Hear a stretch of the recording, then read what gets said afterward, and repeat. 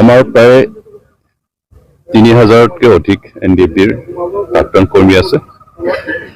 ফেৰেংগা গ্ৰুপৰ আছে, আমাৰ ৰঞ্জন ডিমাৰী গ্ৰুপৰ আছে আৰু আমাৰ NDFB প্ৰগ্ৰেছিভ গ্ৰুপৰ আছে। বেছিভাগ কিন্তু ৰিহেবিলিটেশ্যন স্কিম পাই গ'ল। এতিয়া প্ৰগ্ৰেছৰ পৰা মাত্ৰ 219 গৰাকী এতিয়াও বাকী আছে।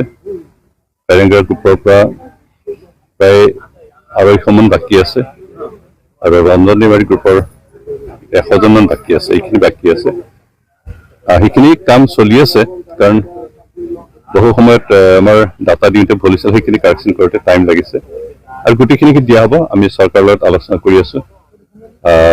এজনো বাকী ৰৈ নাযাব। যিসকল একচুৱেল NDFBৰ ট্ৰেইন কেডাৰ, তেওঁলোকৰ কোনো এজনো বাদ নপৰিব আৰু সেইখিনি লিষ্টত অন্তৰ্ভুক্ত হৈ আছে আৰু আমি আশা কৰোঁ এইখিনি হৈ যাব।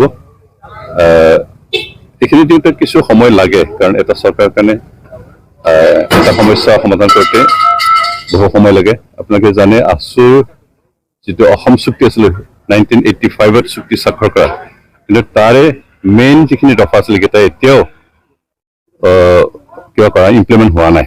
আমাৰতো মাত্ৰ 3 বছৰ হৈছে আৰু 3 বছৰত আমি প্ৰায় 90% বিশেষকৈ আমাৰ ৰিহেবিলিটেশ্যন ক্ষেত্ৰত NDFB ৰিহেবিলিটেশ্যন ক্ষেত্ৰত আমি 90% ইমপ্লিমেণ্ট কৰিব পাৰিছোঁ। হয়তো 10% বাকী আছে, সেইখিনি আমি কৰিম। আৰু চৰকাৰ, বিশেষকৈ কেন্দ্ৰ চৰকাৰ আৰু অসম চৰকাৰে এইখিনি সমাধা কৰি দিয়াৰ এটা প্ৰতিশ্ৰুতি দিছে আৰু আমি বিভিন্ন পৰ্যায়ত আলোচনা কৰিছোঁ আৰু সেইখিনি হ'লে নিশ্চয় গোটেইখিনি তেওঁলোকে যিখিনি ৰিহেবিলিটেশ্যন পাব লাগিছে সেইখিনি পাই যাব।